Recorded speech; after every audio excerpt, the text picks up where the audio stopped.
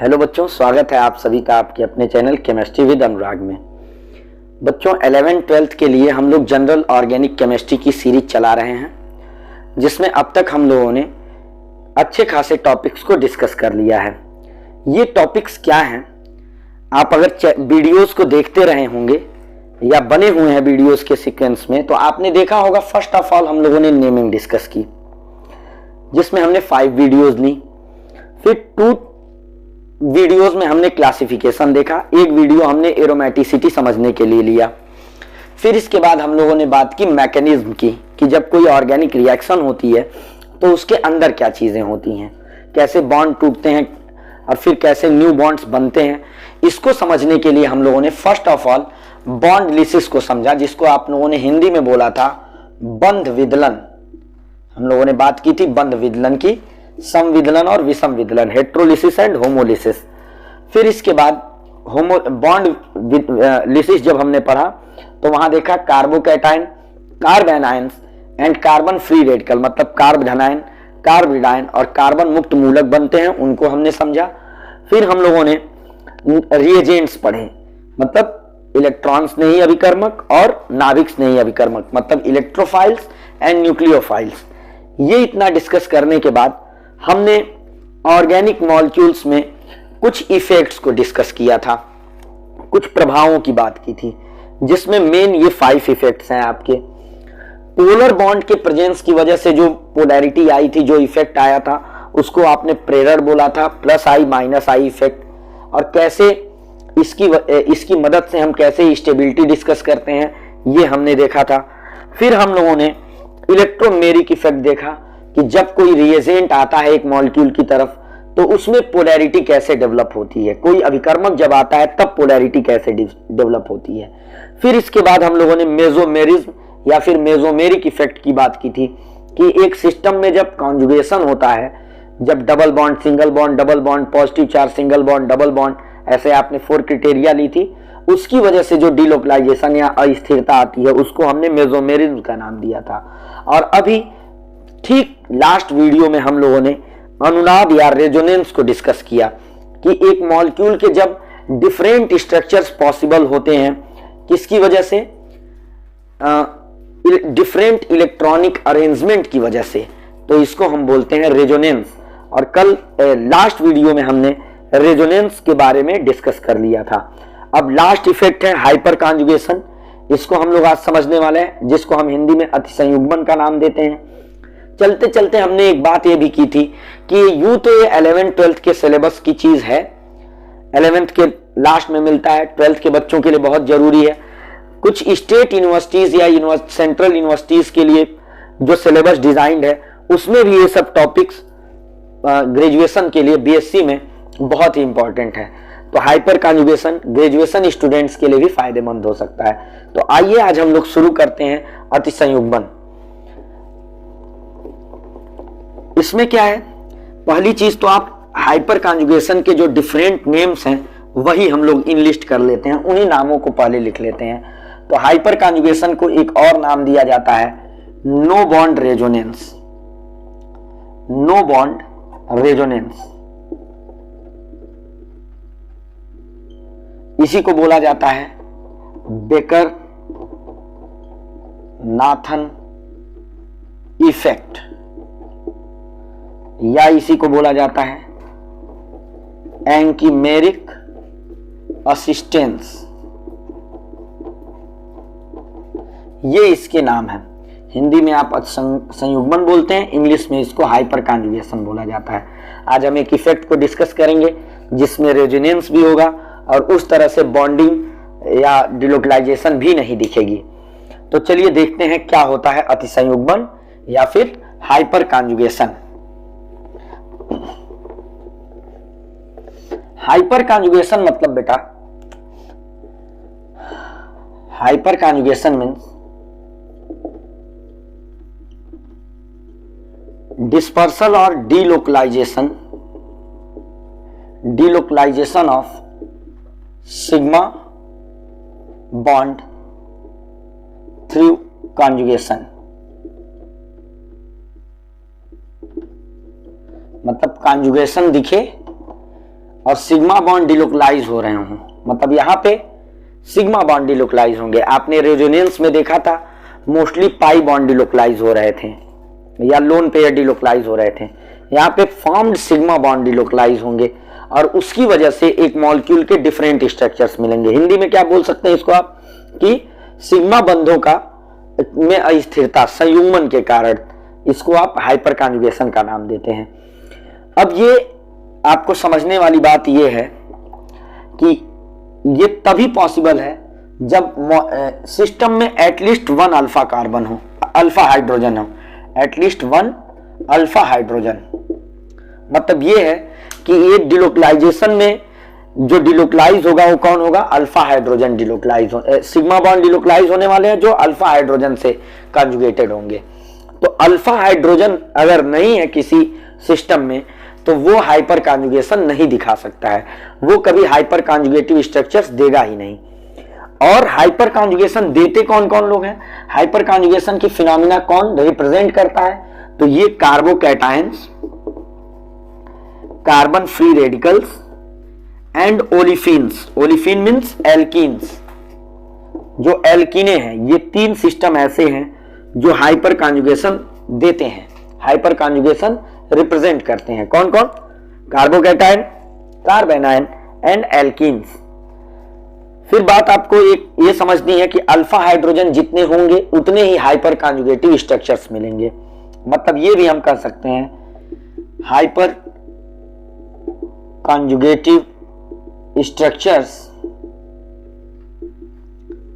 Is equal to number of alpha hydrogen. उतनी ही अति संयुग्मित संरचनाएं मिलेंगी जितने की अल्फा हाइड्रोजन होंगे। मान लो किसी सिस्टम में 3 अल्फा हाइड्रोजन है तो number of hyper conjugative structures कितनी होंगी, 3 होने वाली हैं। और दूसरी बात यह भी है कि जो भी सिस्टम होगा उसकी स्टेबिलिटी बढ़ती जाती है हाइपर कॉन्जुगेटिव स्ट्रक्चर के साथ साथ। मतलब कोई कार्बोकैटायन है उसके 3 हाइपर कॉन्जुगेटिव स्ट्रक्चर्स मिले और दूसरा कोई कार्बोकैटायन है जिसमें 5 हाइपर कॉन्जुगेटिव स्ट्रक्चर्स हैं, अति संयुग्मित संरचनाएं हैं, तो ज्यादा स्थायी कौन होगा, ज्यादा स्टेबल कौन होगा, 5 वाला स्टेबल होगा ना कि 3 वाला।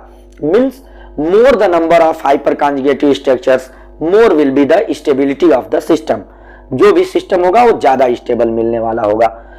तो और एक बात मैं समझ रहा हूं कि हो सकता है आपने अल्फा हाइड्रोजन पढ़ रखा हो कि क्या होते हैं, नहीं आप जानते हैं तो समझ लीजिए कि अल्फा हाइड्रोजन क्या होते हैं।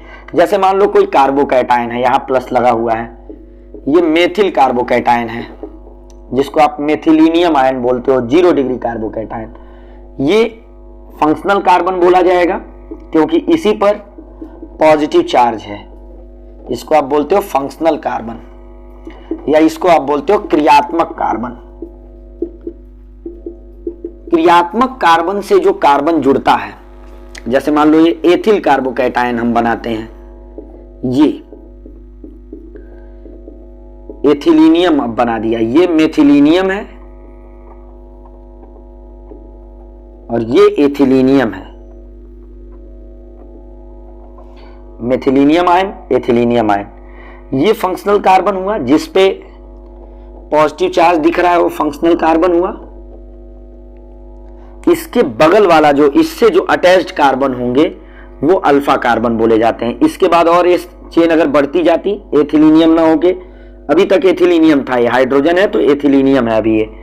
इस पे अल्फा हाइड्रोजन कितने हैं, अल्फा कार्बन ये हो गया, और इस पे जो भी हाइड्रोजन जुड़े हुए हैं, मतलब first hydrogen, second and third, तो इसमें अल्फा हाइड्रोजन कितने होंगे, 3 अल्फा हाइड्रोजन ये एथिलीनियम में। से दैट ऐसे ही आपने कुछ और बनाया, कोई कार्बन फ्री रेडिकल लिया आपने, जैसे मान लो यहां पे 1 इलेक्ट्रॉन, तो ये कार्बन फ्री रेडिकल हो गया।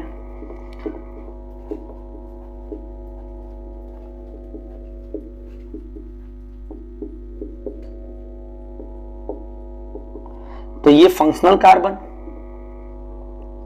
क्रियात्मक कार्बन हो गया। ये अल्फा कार्बन, ये बीटा कार्बन, ये गामा कार्बन, ऐसे ही डेल्टा आफ्टर डेल्टा आ जाता है।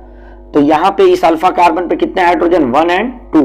बाकी कितने हाइड्रोजन है इससे हमारा कोई लेना देना नहीं है। मान लो कोई आयन आपने 2 डिग्री एथिलीनियम आयन लिया आपने CH3 whole twice CH plus. तो इसको देखते हैं, ये C इससे जुड़ा है CH3, फिर CH3 यहां प्लस लगा है एंड हाइड्रोजन। इसको आप एक्सपेंड करिए तभी आप कुछ कंक्लूजन पे पहुंच पाएंगे हम लोग। C यहां का CH3 1 2 3 C 1 2 3 H and plus, ये H जो है यहां पे लिखा हुआ है, ये फंक्शनल कार्बन है, फंक्शनल कार्बन, क्रियात्मक कार्बन। इससे जो कार्बन जुड़ा है O अल्फा, ये अल्फा, 2 अल्फा कार्बन मिले और इस अल्फा कार्बन पर 1 2 3 और इस पर 4 5 6, टोटल अल्फा का हाइड्रोजन कितने हो गए? 6 अल्फा हाइड्रोजन। तो ऐसे आप कार्बोकैटायन और कार्बन फ्री रेडिकल में अल्फा हाइड्रोजन काउंट कर सकते हैं। एल्कीन्स में हम कैसे काउंट करते हैं ये भी देख लेते हैं आप लोग। ये से दैट कोई एल्कीन है, हमने लिया C double bond C H CH2 CH3 CH2 CH3। आपको इस एल्कीन में नंबर ऑफ अल्फा हाइड्रोजन बताने। हम लोग नंबर ऑफ अल्फा हाइड्रोजन पे फोकस क्यों कर रहे हैं? क्योंकि जितने अल्फा हाइड्रोजन होंगे उतनी ही हाइपर कॉन्जुगेटिव स्ट्रक्चर्स मिलने वाली हैं, और जितने हाइपर कॉन्जुगेटिव स्ट्रक्चर्स मिलेंगे सिस्टम उतना ही स्टेबल होगा। तो ये इसका स्ट्रक्चर आपने ड्रॉ किया और यूं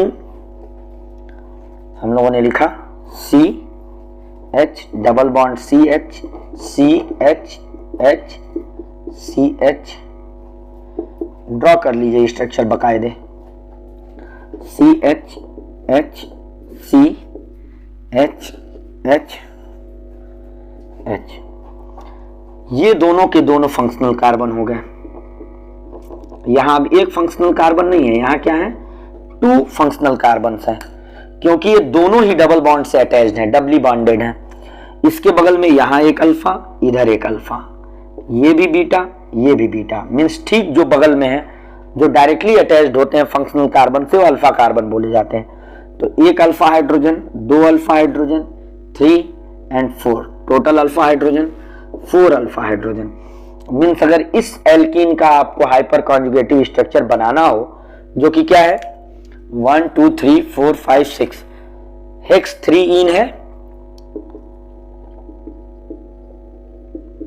तो इसके आपको कितने स्ट्रक्चर्स मिलेंगे? 4 हाइपर कॉन्जुगेटिव स्ट्रक्चर्स मिलेंगे, 4 अतिसंयुग्मित संरचनाएं इसकी मिलने वाली हैं। तो इस ढंग से आप पहले तो ये समझ पाए कि कितनी स्ट्रक्चर्स मिलेंगी, और फिर हम एक एक करके हाइपर कॉन्जुगेटिव स्ट्रक्चर्स बनाएंगे, कार्बोकैटायन के, कार्बन फ्री रेडिकल के एंड देन एल्कीन के। आइए कार्बोकैटायन का हम लोग ड्रॉ करते हैं कि कैसे एक कार्बोकैटायन से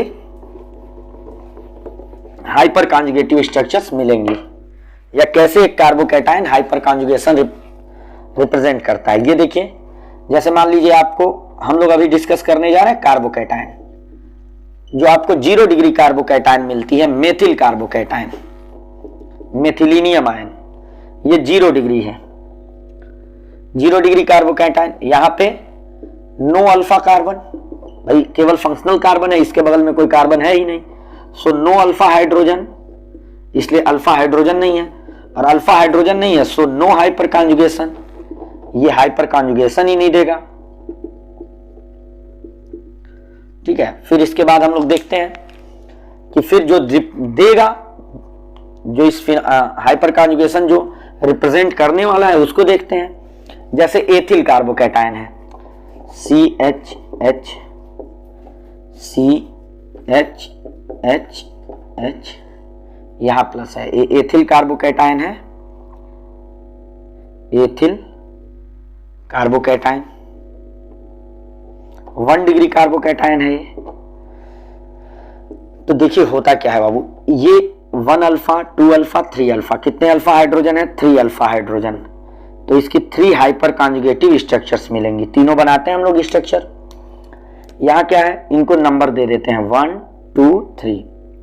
तो क्या होगा, ये वाला हाइड्रोजन जब अपना बॉन्ड यहाँ डिलोकलाइज करेगा, सिग्मा बॉन्ड अपना तोड़ के यहाँ डबल बॉन्ड बना देगा कुछ इस तरह से, CH डबल बॉन्ड CH, और इसको यहीं बनाए रखिए, 1 वाला AH+ बना हुआ है, ठीक। फिर क्या हुआ, ये फर्स्ट स्ट्रक्चर हो गई। सेकेंड स्ट्रक्चर, ये अटैच रहे, सेकेंड वाला हाइड्रोजन अपना बॉन्ड दे, मीन्स कुछ इस तरह से, यहां पे H+ है सेकेंड वाले से, और फर्स्ट जुड़ा हुआ है,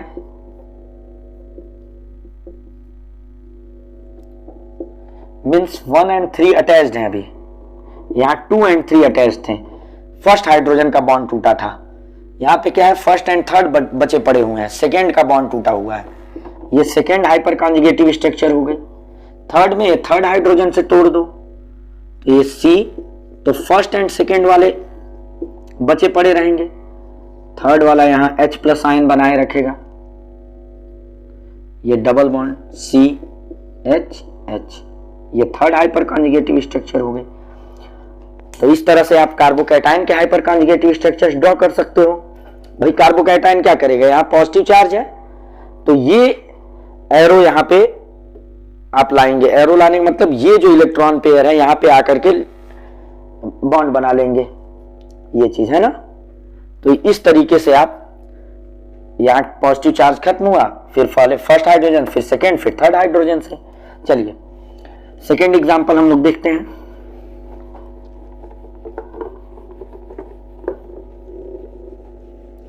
carbocation and carbon free radicals के ऑलमोस्ट एक जैसे हैं। अब इसमें जैसे CH3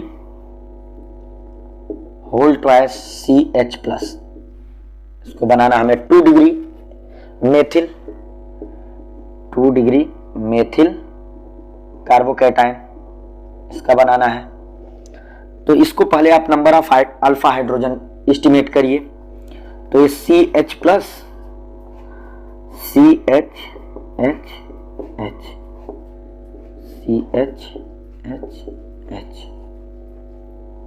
ये हो गया। तो यहां पे ये अल्फा कार्बन, यहां अल्फा कार्बन, 1 2 3 4 5 6 अल्फा हाइड्रोजन। तो इसकी 6 हाइपर कॉन्जुगेटिव स्ट्रक्चर्स मिलनी है। 6 हाइपर कॉन्जुगेटिव स्ट्रक्चर चलिए बनाते हैं हम लोग। ये इसको मिटा दिया हमने। देखिए क्या होने वाला है, किसी एक को CH3 कंडेंस्ड फॉर्म में लिखे रहो ऐसे, CH3, ये हो गया CH+। यहां जो कार्बन जुड़ा है 1 first hydrogen, second hydrogen, third hydrogen. तो से दैट फर्स्ट हाइड्रोजन जो है, first second and third, first hydrogen ने अपना बॉन्ड दे दिया इसको, यहीं बगल में ही इसके लिखे रहेंगे। तो ये हो गया CH डबल बॉन्ड C, ये H+ यहीं बगल में बनाए रखिए, CH और यहाँ पे CH3 रहा। ये फर्स्ट स्ट्रक्चर मिल गई। सेकेंड स्ट्रक्चर, ये सेकेंड हाइड्रोजन जो है अटैच, बॉन्ड अपना डी अटैच करे तो मिलेगा तो यही CH double bond C, but यहाँ फर्स्ट हाइड्रोजन जुड़ा रहेगा, सेकेंड डी अटैच हो जाएगा, थर्ड वाला भी जुड़ा रहेगा। ऐसे ही आप क्या करने वाले हैं, 6 स्ट्रक्चर्स ड्रॉ कर डालेंगे। फिर इससे ये हाइड्रोजन बॉन्ड देगा और डी अटैच हो जाएगा। फिर ऐसे ही बारी बारी ये 3 हाइड्रोजन्स भी डी अटैच होंगे, और एक बार में एक हाइड्रोजन डी अटैच करिए और फिर स्ट्रक्चर ड्रॉ करिए। तो इस तरह से कार्बोकैटायन्स आप बना ले जाएंगे। फिर बारी आती है कार्बन फ्री रेडिकल की। कार्बन फ्री रेडिकल्स भी इसी ढंग से बनेंगे। कार्बन फ्री रेडिकल्स में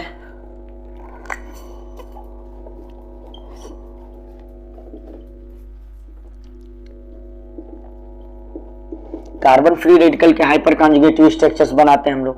जैसे मान लो यही एथिल कार्बोकैटायन या 1 degree ethyl carbon free radical या 1 डिग्री कार्बन फ्री रेडिकल जिसको आप बोलते हो। तो क्या होगा, ये फंक्शनल कार्बन, ये अल्फा कार्बन, इस पे 3 हाइड्रोजन, 1 2 3।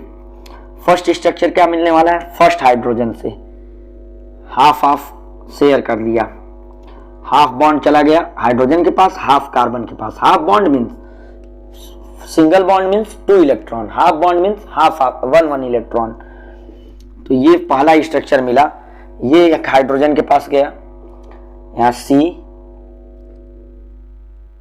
ये बॉन्ड इधर आने का मतलब क्या हुआ, ये यहां आने का मतलब ये हुआ हाफ एरो कि यहां एक सिंगल इलेक्ट्रॉन इसको मिल गया।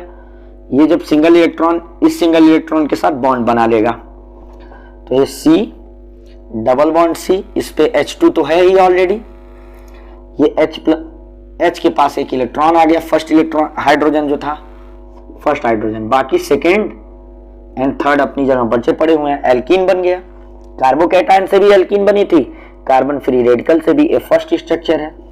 सेकेंड क्या होगा, अब ये सेकेंड वाला हाइड्रोजन अपना बॉन्ड छोड़े, ऐसे ही फिर थर्ड वाला, तो फिर सेकेंड स्ट्रक्चर ये C, फर्स्ट हाइड्रोजन बची पड़ी हुई है, थर्ड बची पड़ी हुई है, सेकेंड हाइड्रोजन एक हाइड्रोजन फ्री रेडिकल बना के निकल गया है, फिर CH2, ऐसे ही फिर थर्ड वाला डी अटैच कर दीजिए, C H H, ये यहां से hydrogen free radical, double bond CH2।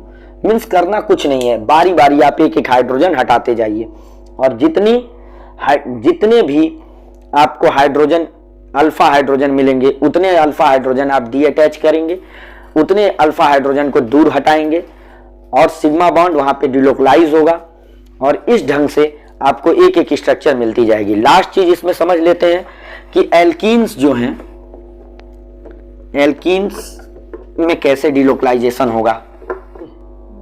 तो एल्कीन्स में चलिए देखते हैं, जैसे एक एग्जांपल CH3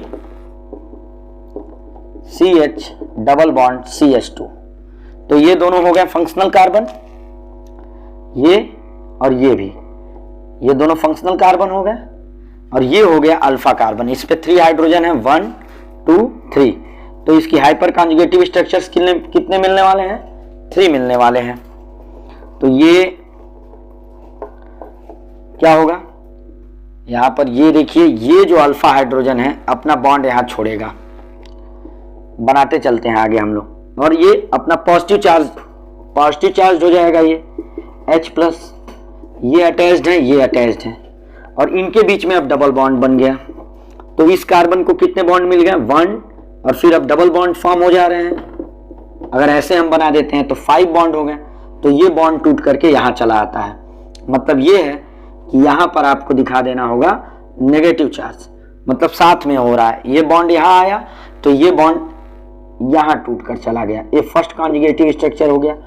एल्कीन जब हाइपर कॉन्जुगेटिव स्ट्रक्चर दिखाती हैं तो एल्कीन तो बना ही है, साथ में यहाँ पे नेगेटिव चार्ज आ जाता है, मतलब नेगेटिवली चार्ज आयन मिलेंगे। सेकेंड क्या मिला, ये अटैच्ड है, ये डी अटैच्ड हो जाए सेकेंड वाला हाइड्रोजन, मतलब कुछ इस तरह से CH H, यहाँ H+ अलग पड़ा हुआ है, double bond CH, single bond CH2 minus, ये सेकेंड स्ट्रक्चर हो गई। फिर ऐसी ही थर्ड स्ट्रक्चर, यहां से हाइड्रोजन इस पे चार्ज छोड़ के जाएगा, डबल बॉन्ड, ये अटैच्ड है, फर्स्ट एंड सेकेंड अटैच्ड हो, CH H, यहां H+, double bond CH, single bond CH2 minus.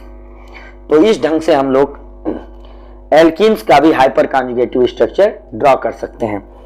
इसको एक बार देख लें आप लोग। तो आपका एक इस वीडियो के बाद आपकी होमवर्क ये हो जाएगी कि आप और भी प्रैक्टिस प्रॉब्लम्स कार्बोकैटायन की, कार्बन फ्री रेडिकल की एंड एल्कीन्स की कर डालेंगे और ये बात जरूर समझेंगे, more the hyper number of hyper conjugative structure higher will be the stability. जितने ज्यादा हाइपर कॉन्जुगेटिव स्ट्रक्चर्स हैं उतना ही स्थायित्व ज्यादा है।